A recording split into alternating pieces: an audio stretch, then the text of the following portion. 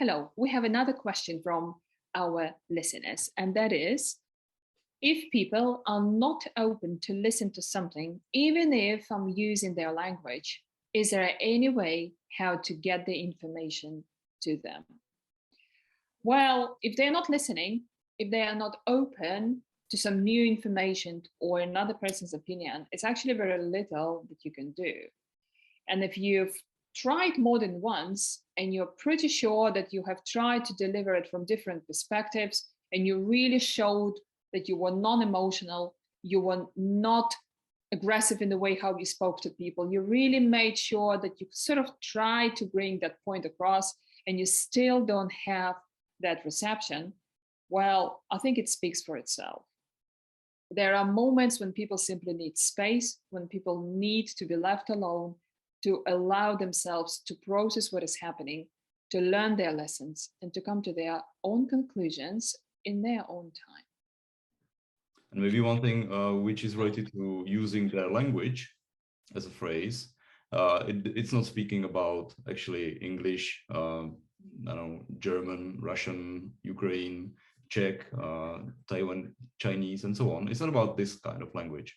It's about the fact that we as people are different. Each of us has a different way of experiencing the world and putting emphasis on different aspects of it. Some people, for example, focus more on intuitive, intuitive gathering of information from the outside world.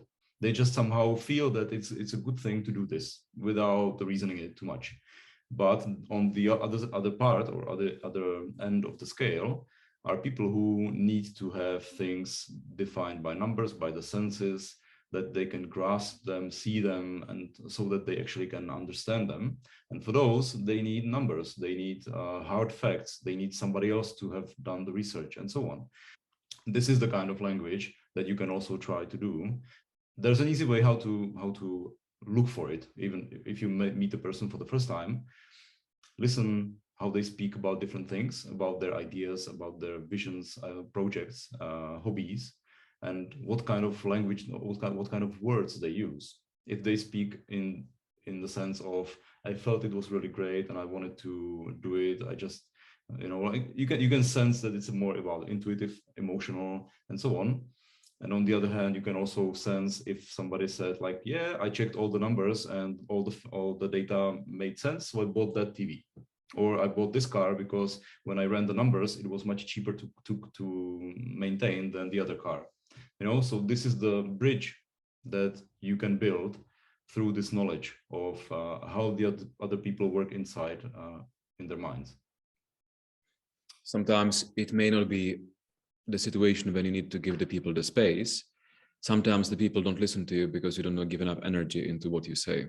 So it can be that you give too much space, and you have to find a balance and understand the situation by observation and being really in the situation itself and understanding what people need. If they need a lot of the space, that they can just figure themselves out and then come to you for the actually answers. Or if you were too calm for the too long time and what you say is just blah, or is just boring and it's just with no energy and no spark, no power.